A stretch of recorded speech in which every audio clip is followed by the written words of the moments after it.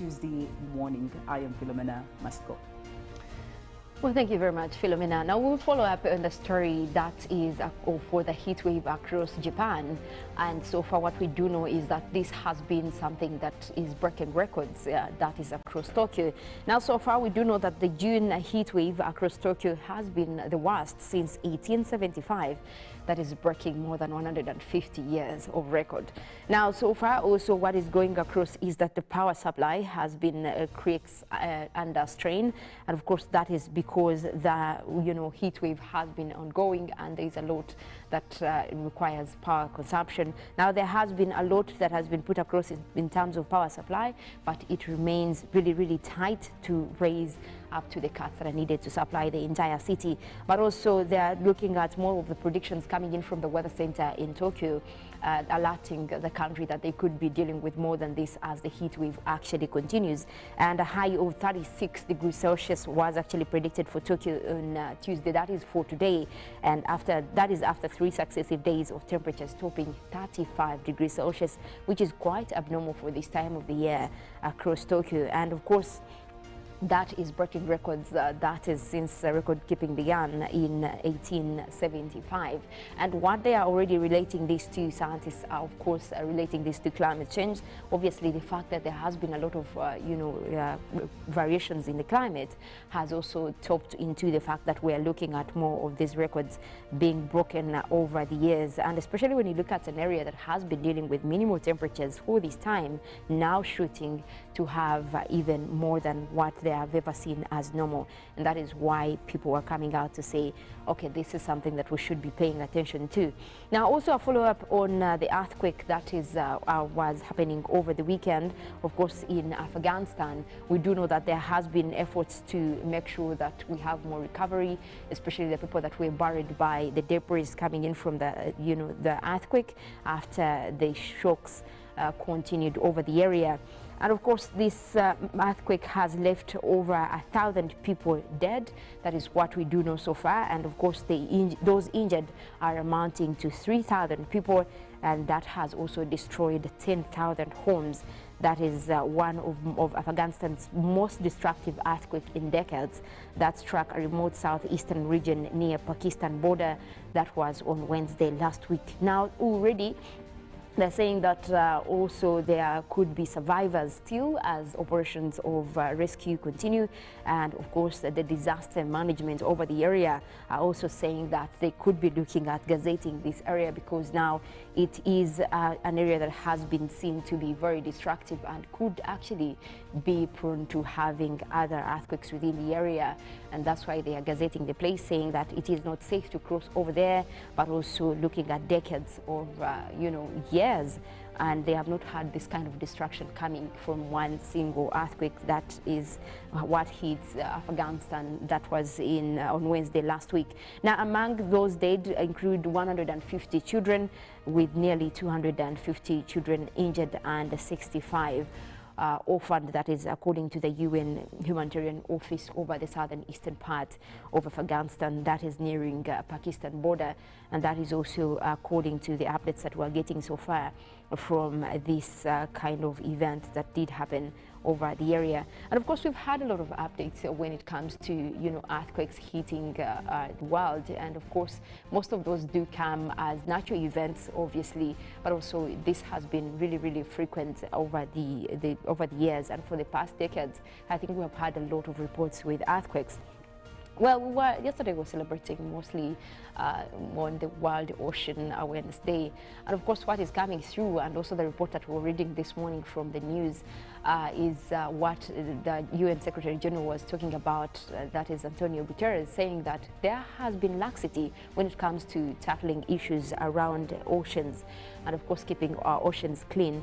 That includes pollution and acidification, which has been majorly one of those issues that we look at as destroying oceans. Because when we talk about acidification, then you're talking about something that is endangering the species that live in the oceans. You're talking about coral reefs that are dying. You're talking about the fish that actually depend on these oceans. Not to mention that we also get food. Right here in the morning, we're talking about how the Nile perch prices are going up.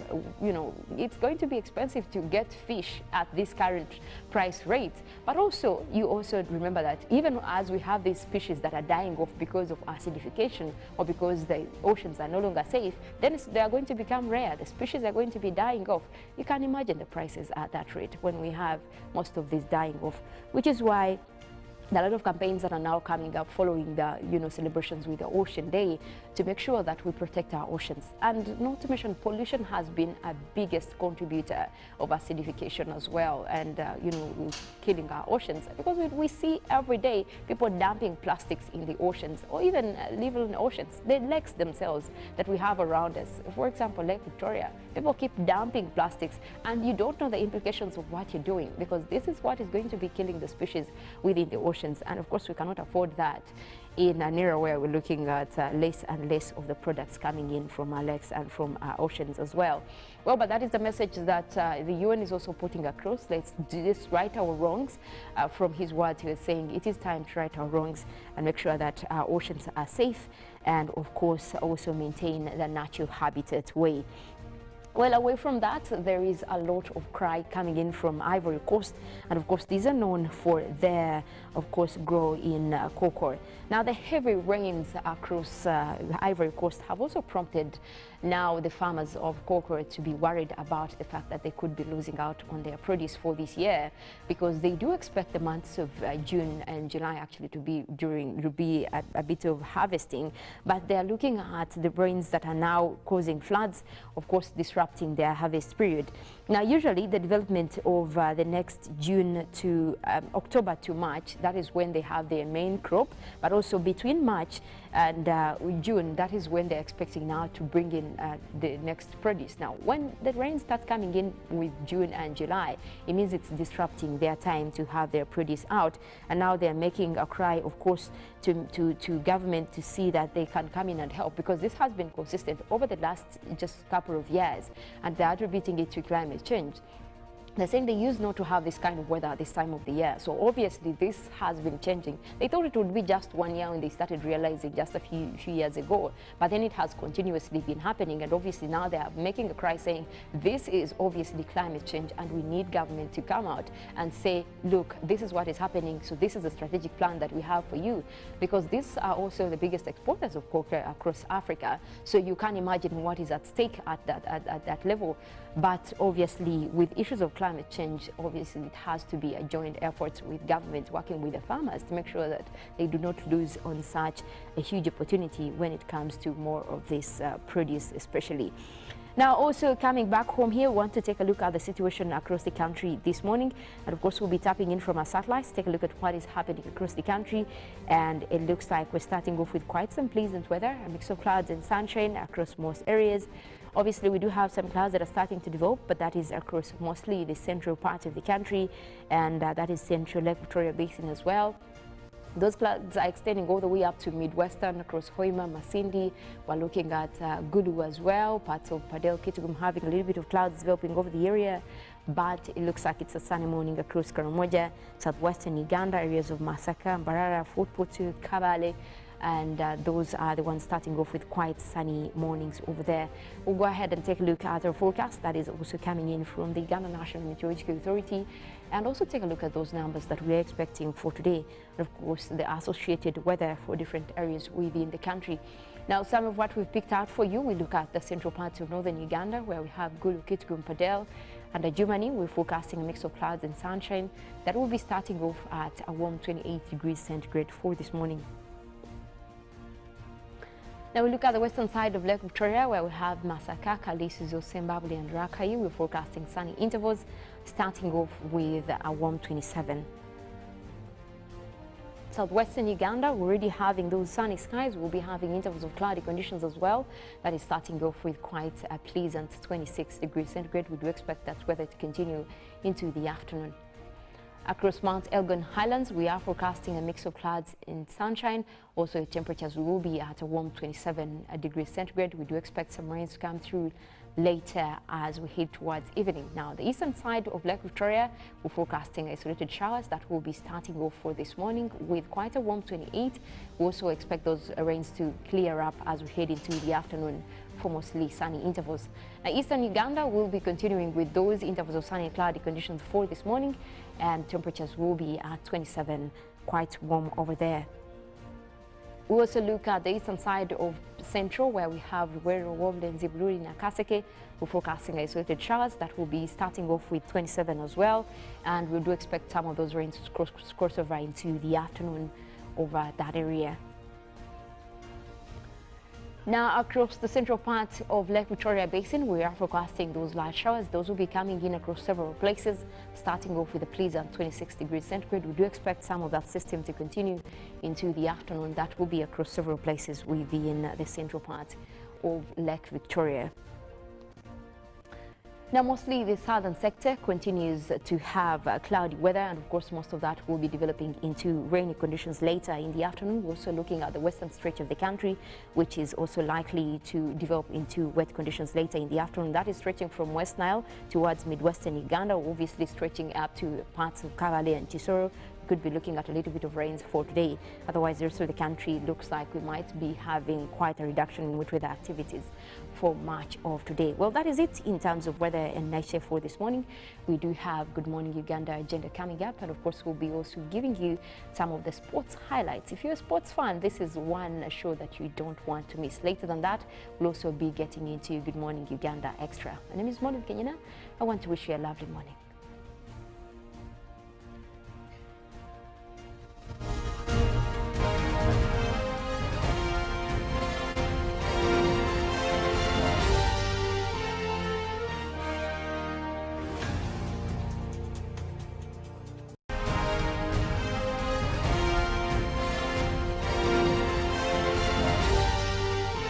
This is Good Morning Uganda.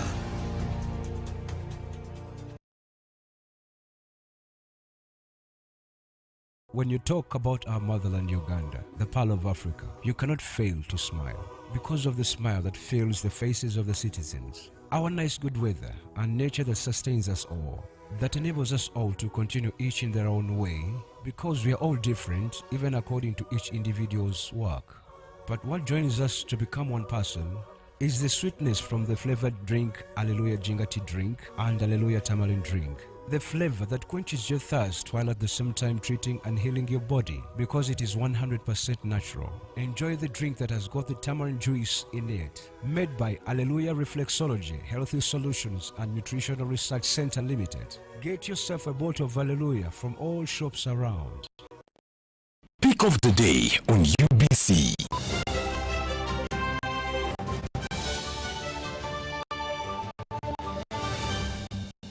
Was brought to you by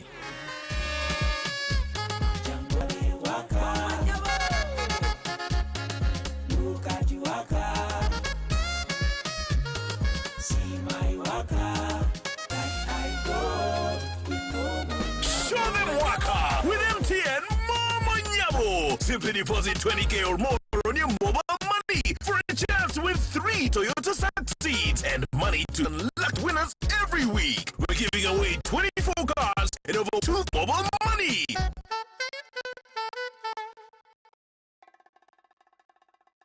To English in a minute. Stars can be seen brightly in the night sky. Does this mean you?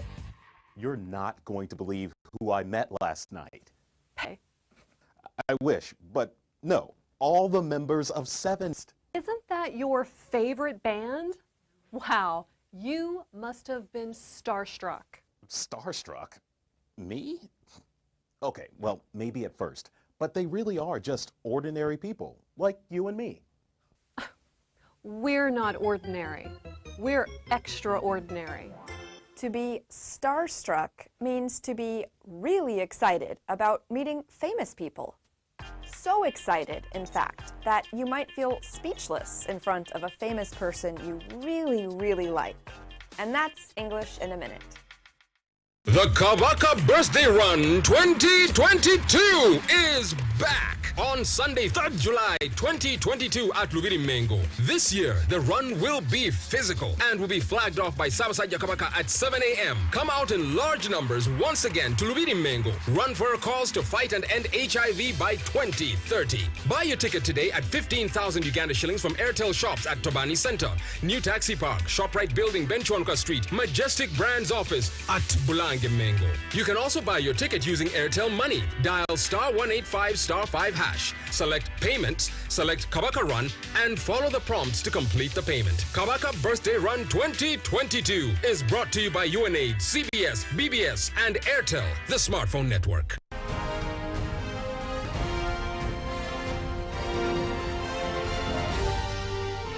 This is Good Morning Uganda.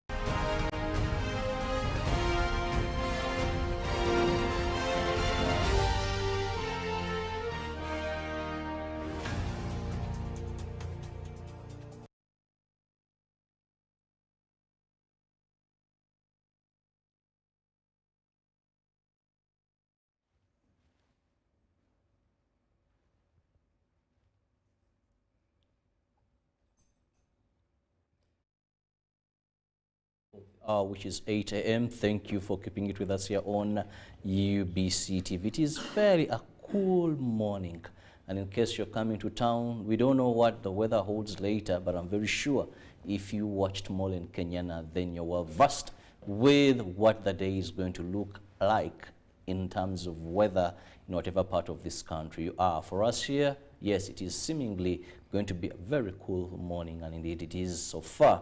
So wherever you're going, just ensure you're up to the game and be at your place of or your workstation on time. Remember, you can carry us wherever you are. You can watch us any time of the day, any time of the night. In case you missed the show, just go to our YouTube channel. Then you'll be able to follow the program right from 6:30 till the end. I'm Robert Kirabo Nyonyintono, and this is Good Morning Uganda Agenda. And today we are going to be discussing a very important issue, something that has become the talk of this country. And what are we referring to? These are trade unions. At one time we had the nurses under their union. We had the doctors under their union, allied workers under their union, science teachers under their union, teachers under their union. So we want to understand, when we talk about these unions, what are their benefits to the employees, employers, and the government? Though government doubles it's two sides, because it employs, then at one time it is so. We want to really understand, what are trade unions? What is their purpose? Many were telling me they have never had a good history. No wonder. That sometimes you see them. Others are telling you it's the only platform workers can advocate for their rights very well. Some people will tell you, I don't want those people to enter into my hotel, my business. They may, in one way or the other, disturb my workers, and at the end of the day begin seeing certain things I don't understand very well. Now, joining me on set is a man who well understands unions, and this is the General Secretary, Uganda Hotels, Tourist, Supermarket and Allied Workers Union, HTS, and that is Moses Mawuku, with whom we are going to be discussing this morning this topic. A lovely morning to you, Moses. Good morning, Robert. And I take the opportunity to salute Ugandans who are viewing and listening into what we are discussing. I wish you the very best of the week. Now, Moses, help us understand, when we talk about trade unions, what are we referring to? Where we see every group of people coming up, they're under unions. Well, trade unions are workers' organizations. In Uganda, by constitution, we are referred to as trade unions. In the labor laws, we are referred to as labor unions. Labor unions are the same as trade unions, but the general term is workers' unions. Workers' unions are organizations that represent and organize the workforce. And trade unions are recognized the world over. Among the three arms of the United Nations, is one organization called International Labour Organization. International Labour Organization is constituted by governments, employers, and the workers under the arrangement known as tripartite partnership. In every work situation, you will always find the three parties: the government, the employers, and the workers. Those are the three parties that constitute what they call workplace. And each of them, or all of them, have obligations and rights. An employer has obligations and rights. Government has obligations and rights at the workplace. Equally, the workers have rights and obligations. Though the obligations come first. Before you demand for your rights, you must first offer or do your obligations. You find that government's obligation one is to put in place the legislation that is required and the suitable working environment.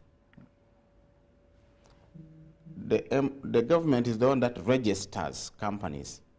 It baptizes companies to give them a name, a business name, under the Ministry of Justice in the Bureau.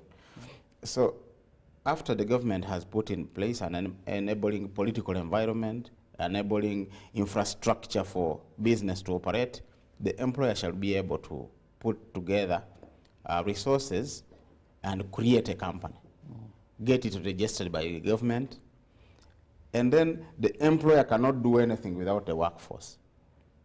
She will also need people to do the work. Even if you put machines there worth trillions of money, they cannot form themselves into a business until you have somebody to command these machines to do what the business requires. So the three partners need one another at all times, and each one's services complement each other's intentions. And that is what constitutes work. You must have government, you must have an employer, you must have a worker. Government manifests itself in two forms: as the administrator, as government in the triangle of social dialogue, but it is also an employer. And that is the situation we are facing now. We have government as an employer, and we also have government as the admin. And we are embroiled in this problem of inadequacies in social dialogue, culminating into civil servants going on a strike or an industrial action, which are things that are done in accordance to the law. We may cast blame here and there, but what is being done by the teachers' union per se is not wrong in the laws of Uganda. It is not wrong at all. Even in the international standards, they are undertaking their mandate as workers, according to the law. You talked about obligations come first. Yes. Most of the times when these are happening, they abscond from what they're supposed to do. The obligation, if for example, a doctor is supposed to administer treatment, yes, and they choose industrial action, not stepping in hospitals, a teacher is supposed to teach, and they choose industrial action, not teaching anywhere. So where does the obligation then here meet? You see, these things don't come out of the blue. We have what we call collective bargaining, which is a right to an employee or a worker. Collective bargaining, where a worker participates in the process to determine his or her terms and conditions of employment through his or her union. And we have an article in the National Constitution that provides for freedom or the liberty for the employee or workers to negotiate their terms. We also have the other convention, which provides ILO convention. There are two among the 8 core conventions. There are about 3 in this scenario, which we can cite. We have a convention on freedom of association, which provides for the liberty of workers in the whole world to freely associate and have the liberty to form themselves into a trade union for purposes of advancing, advocating, promoting, protecting, and defending their social and economic interests in the workplace. And that convention was adopted by Uganda as a member state to the United Nations. The other convention that is core and principle is the Convention 89 on freedom for collective bargaining. The workers have the liberty and the freedom to negotiate their terms and conditions of employment, but that is done through the unions they subscribe to. We also have another convention. Among the 8 core conventions, there are so many conventions, hundreds of conventions that have been passed and adopted by different countries, but 8 are core to all countries. If you don't ratify it in full, at least you ratify it in parts and implement. Uganda equally has a law. Even in the national constitution, it provides for freedom of collective bargaining. And all these things that the teachers are doing, they are following these things, these laws, both the international standards and the local legislation here. That is why you find it a little bit tricky. While many people are busy blaming the teachers for not teaching, the teachers are also trying to fight for their rights. There was a CBA, collective bargaining agreement, which was reached between the government and the public service unions. And among the things that they agreed upon was enhancement of salaries, which government did not do. It did not undertake its obligation as they had agreed. And teachers continue requesting, asking, when are we having this? Every time the budget is read, there is always a problem because they want to see, has our money been put into the new budget? And if they find it's not there, they have to do some things. And one of the things they did was to issue a notice. They don't wake up in the morning and say, today we are not teaching. They do it on a notice to government that if you don't fulfill what we have been discussing and what we have agreed upon, then we shall stop teaching within this number of days according to what the laws provide. And that is exactly what happened. Mauku, many people, when we talk about trade unions, I've met a number of proprietors of hotels. Yes, please. Schools. They will tell you trade unions create havoc in institutions. They make administration very expensive. They make administration very complicated. The workers now almost want to be the owner of these businesses. They keep holding you on ransom. Their demands are so high. What are their benefits other than the workers themselves? That also those employing these people stand with trade unions. Even when you read the history of trade unions, it seems you're more of a group of people agitating, advocating, but also a threat to those that are employing you, members of trade unions.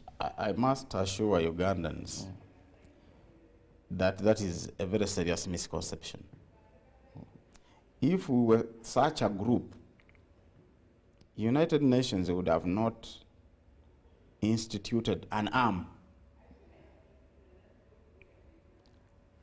to look into what happens to an employee and the employer and the government. Because like I told you in the beginning, every workplace, every government can only operate when you are operating under the tripartite partnership. If you pretended to avoid that system, then you'll be seen as an outcast. Because it is also not right that if one has money, a capitalist has money, and has put together resources into a company, you have the liberty to treat workers like dogs. Like one time we had an employer here under Goa. That man was called Kananathan. I don't know whether he's still around. And they brought so many girls, and these girls were being subjected to a lot of torture, that even to go to a toilet, you needed to seek written permission. You have a cheat to allow you to go to a toilet. And he did not want anybody to reach those girls. They were like slaves, but in Uganda here. And we have such employers, so many, who are doing a lot of mischief on the employees. You employ a younger girl, and then you do a lot of sexual harassment on the girls that you have employed, just because you had money to put together a factory. And such people are not even the real employers, but just people who have been brought by this employer as managers, like in many of these Asian companies, which do not recognize unions. They are doing these things every time, every day. Molesting women, doing a lot of things, gender-based violence against these people. And you think that is the right thing? That is the very reason the United Nations agreed that let there be an organization to monitor the conditions of workers in the workplace. And these systems are set that the three people must work together to agree on how to administer business or organizations and governments in as far as workers are concerned. So it is not just that trade unions or labor unions are there to do things that are detrimental to the. We actually, in the real sense, bring sanity. And there are so many attributes which I can adduce that are attached to an employer who recognizes and works with the union. First and foremost, internationally, it is a requirement of every government that is a member state to United Nations and therefore ILO to allow trade unions to prevail in their countries. It is you will be non-compliant if you didn't have them. And that is why it starts right from the national constitution has provisions that state clearly the liberties and rights and obligations of the workers within the constitution. That is Article 29 and 40. Those two articles in the constitution give birth to about 9 different labor laws that provide for how workers and their employers shall relate with government. And most of these things that we do, it is only those employers who do not want to do the right things, who call unions bad. Any upright thinking employer who recognizes the plight of his workers, who realizes that it is only these workers that make him be what he is, that person will never say that unions are very bad. So what would be, to begin with the employer, what would be the benefits of him allowing trade unions in their business? First and foremost, it is compliance, because it is a matter of law for every employer to recognize unions for purposes of collective bargaining. When you read Section 24(1) subsection D of the Labor Unions Act, it compels every employer to recognize the labor union for purposes of collective bargaining for the employees. So it is as express as that. And there are very many other provisions, and all the labor laws we talk about provide for how the unions shall operate within a given organization. 2, besides compliance, you see, we have the employer, the topmost, but this employer has representatives. And we are talking about labor unions, trade unions. Employers equally have a union or have unions. Have you not heard of Federation of Uganda Employers? It is the umbrella organization that brings together unions or all employers in Uganda. So they equally have unions.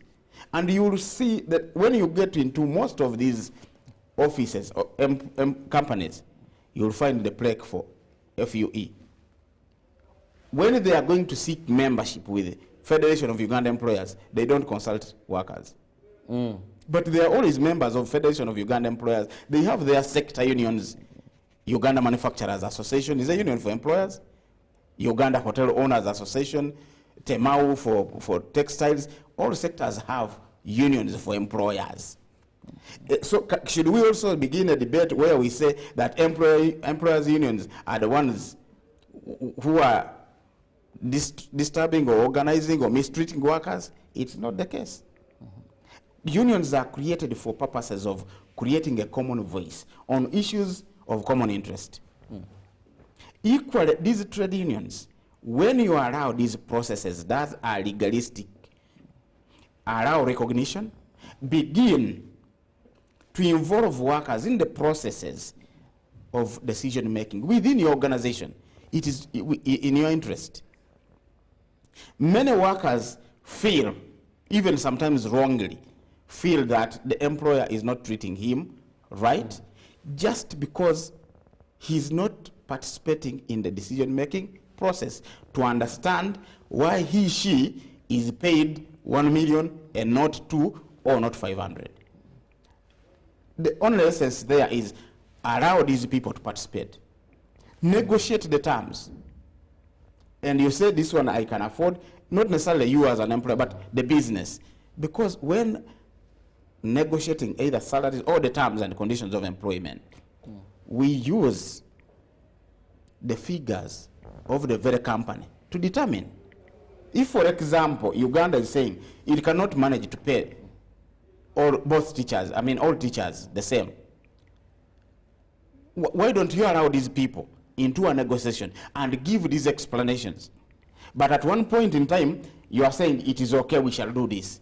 Then after some time, when the real time comes for implementation of what you have agreed, you say we are not able.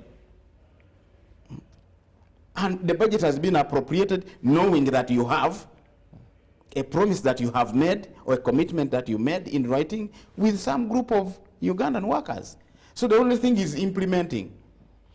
When you involve these workers in the decision-making process, you destroy this myth of workers thinking that what you are doing is wrong. So even when I've always used this example. If you are an employer, you, Robert, and you give me a salary increment at the beginning of the year of 50,000 shillings, I will imagine that you are still cheating me. Because I don't know why you have chosen 50. For me as an employee, take an example of an organization that buys and sells or manufactures and sells. The person who collects cash for that organization is merely a cashier. A very small person in the hierarchy of an organization is a cashier. Is the one who knows that today one cashier, we are 4, I have collected 200 million, 1 day. So he gets a pencil and calculates. If I have collected 200, cashier B, C, and D also 200. So in a day we can collect 800,000. Now at the end of the month, you are paying this cashier 200,000. But he collects 200 in 1 day, and there are 4 of them. How will you convince this person? How will you ever that the 200 is ideal if you have not told him or her the obligations you have and what exactly the 800 daily do for me to be worth 200 or 500? So by merely going through the process of collective bargaining as provided for the law, you make this person appreciate that, oh, this man had a loan. This man bought machinery for 1 trillion. This man has umeme, a bill of 200 million each month. This man has this obligation, so that he begins to believe what you say. But if you leave me collecting money for you, lots of money, and paying me whichever much, I will never believe that what you are doing to me is right. So that is why we always want to encourage collective bargaining, so that people understand why they are paid what they are paid, why they are treated, how they are treated. Is it a norm that for me, I should work for, in the private sector, we work 6 days. And the public service, they are supposed to work 5 days. That is why we have even a difference in retirement age. In the private sector, we retire at 55 because we work more days in a week. And public service, you people retire after 60 because you work a few days. You get. So these things, many people don't even understand. And there are many employees in Uganda who actually don't take offs. In a month, he only rests when he's sick. But that is not right of anybody. The law is clear that you'll work either 5 or 6 days in a week. Now, Moses, there's so much that the law requires when you read annual leave and all that. But when we try to understand these unions, there's a term, they're voluntary. Membership is voluntary. Yes. Now, even employers to have these, isn't that voluntary? No. Just to clarify on that. No. Because the voluntarism arises from that convention that I mentioned, the Convention on Freedom of Association. It is to the workers to decide. Yes.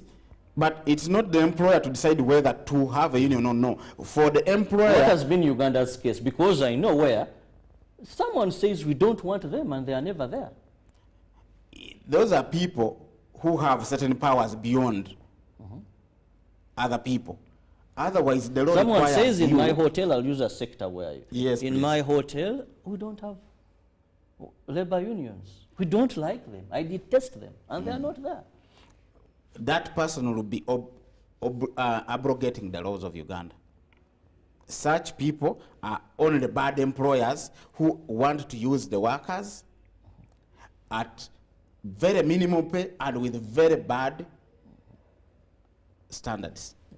Any employer who rejects unions is just not a good employer. Because if Uganda, as a government, in its constitution provided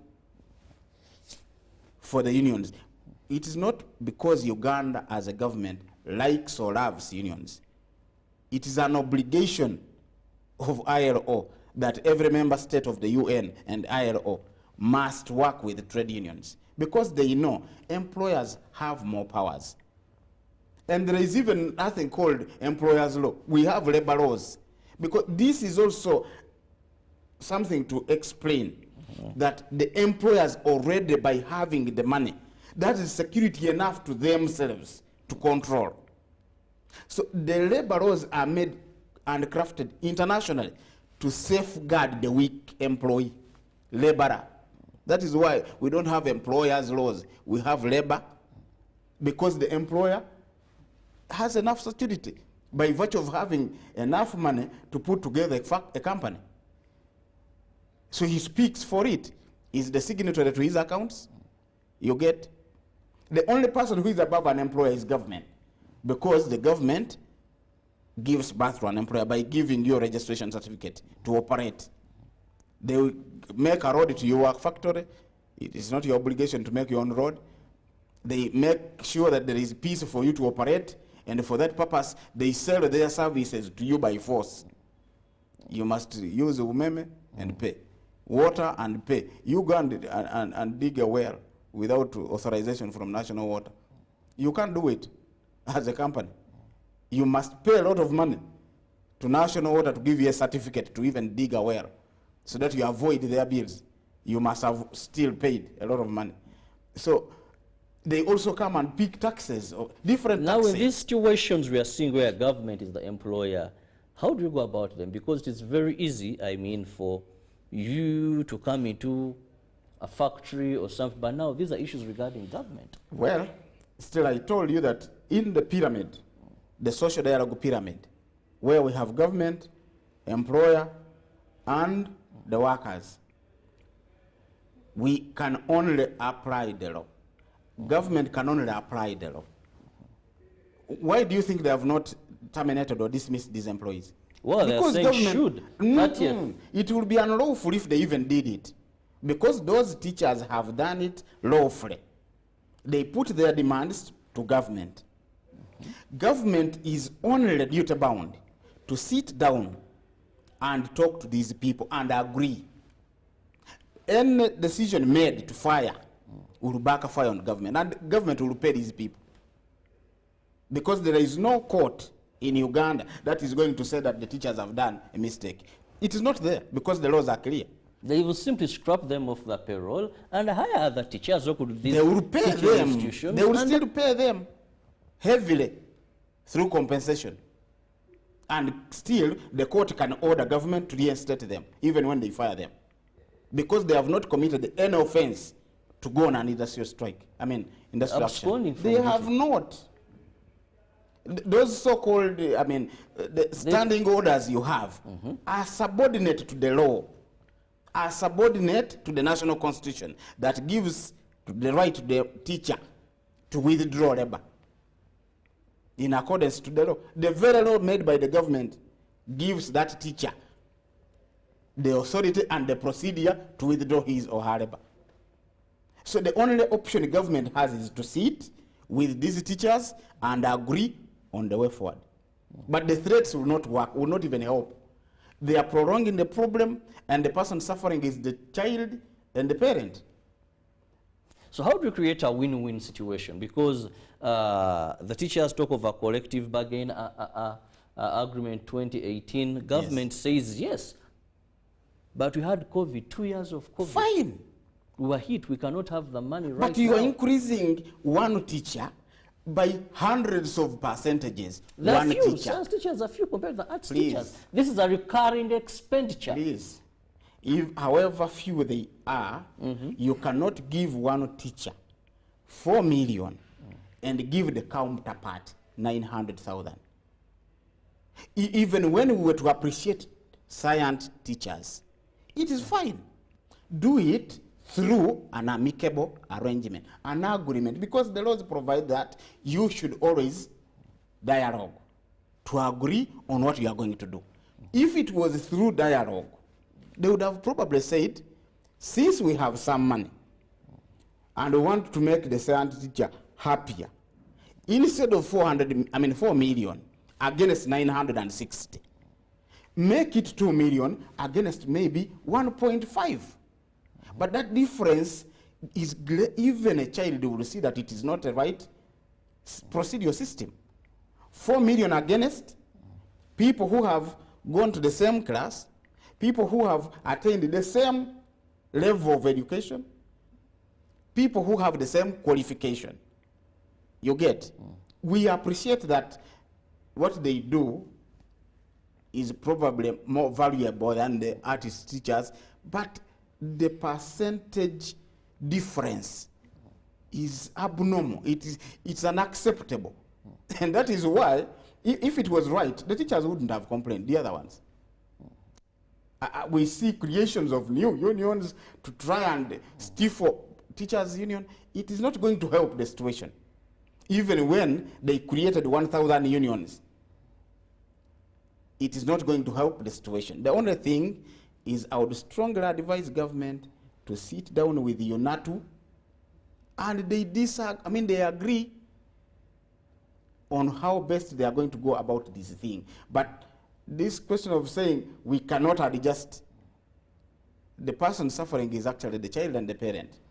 Well, viewers, we are still looking at the role that is and contribution of trade unions, where we've seen of recent a number of professional bodies through their unions have taken on industrial action. We are trying to understand what is the role of these unions, what are their roles, the various unions. Second, are they there to advocate for the rights, advocate for the interests of workers? But if so, how then do their employers, does government benefit from their existence, having been illegally in our constitution and also the various treaties that we've paid signature to as a country? Now, Moses. Yes, please. Having understood what unions are, having understood that, yes, there is someone who is vulnerable here, and this is the worker, yes, please, and has to be protected. Let's also look at how this is working so far in Uganda. To what extent have we appreciated these unions? To what extent have we seen them register meaningful success in terms of advocating for the workers, but also meaningful in terms of productiveness to our country and socio-economic transformation? Well, what I can say is we have had a long problem of employers not appreciating that unions are beneficial to themselves. Besides the law, these unions do a number of things, even outside the law, that are beneficial to the employer as a person or as a company. But we also have history of the trade unions, not only in Uganda, but elsewhere. It is always said that everybody has rights, but some of these rights, if not many of the rights that we have as individuals, do not come on a silver plate. You have to struggle to achieve your rights. And that is the reason unions are created and formed. Because at one point in time, in the ancient times, we did not used to have employer and employees. We used to have masters and servants. You know, where servants were not even salaried. There was nothing called salary those days. You would just work for a master, and the master chooses to appreciate you if you work well. And that is why we even had slavery. Because there was even no need for people to work in the ancient times. You would not need to go to a hospital when you are sick. You would go to the bush and get herbs and treat yourself. People did not even used to have clothes. I remember when I was young, we did a house. They call them huts. Grass-thatched house. You would make such a house without anything manufactured by anybody. Absolutely, you use natural resources to have yourself a house, and it lasts for 50 years. Banana fiber, banana leaves, grass, trees, mud, and you have a very beautiful, cool house, 50 years, without even a nail. Even the roof itself, you would use other materials, and you have a roof on your house. But now, when these people started the industrialization, and they introduced the issue of work for pay, the other servants would work, and the supervision was by whip. That notion of bossism, masterism, has always continued in everybody who gets money. You know, there is also another saying that if you want to judge that somebody has money, monitor his level of pride and arrogance. If people get money, the level of arrogance also increases. So when you see somebody very arrogant, you know that that man has some money on himself. So that is what happens. Even when these people get money and do factories or companies, many of them have that high level of arrogance, where they just want to command everything. They don't want to listen to your problem. Even when you are sick, you must just work. You get. So these things can only be controlled. The excesses of a company management system could only be controlled by also another system of organized workers. And I only pity workers who are not organized under union, because anything happens with you. Even on suspicion, the employer says, don't allow Robert in. But you have worked for 20 years with him. But they have suspected that you have committed an offense. They don't even subject you to a hearing, a fair hearing, which is under natural justice. They just said, let him not report. He should not enter here. They have not listened to you whether it is correct that you actually committed an offense or not. So the workers' unions come in to fill that space of putting things a little bit clear. It actually works for both the worker and the owner. Because many times, these managers lose very good employees just because this particular employee has disagreed with some manager on different issues, not even worker related. And you end up losing a very good employee, and he goes to work for another person. For you have only trained this person. You see this, like the very many companies that we have, food processing industries, they shop workers from one another. When somebody wants to start a factory making biscuit, he will go to Britannia. Is there any worker who is disgruntled, who has experience to do it? And they will get that person and takes him away. Well, Moses, so in the interest of time, in the last 1 minute, let me have your concluding remarks. In my conclusion, I want to state two things. One is that I want to encourage Ugandan workers to get organized under unions so that their unions can represent their interests. Two, I want to honestly urge government to sit down with UNATU and discuss the way forward, other than taking these strong positions that I cannot do, I will not do this. The only way in the law is for government to sit down with UNATU and agree on the best way forward and reduce on that discriminatory increment of salary, which is sincerely unacceptable. 4 million against 900 is not acceptable, even if it were me. And I don't want to promise, but if they continue like that, it will culminate, because many unions are going to join into this struggle. Many unions, even private sector unions, are beginning discussions. How do we join our colleagues?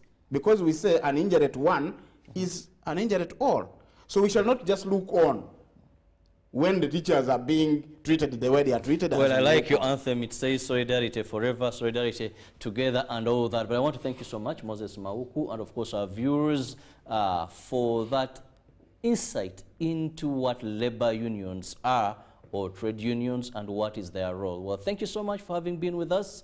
Up next is Ruben. He'll be here with the world of sports. Just want to remind you, COVID is still around. So please go and get vaccinated.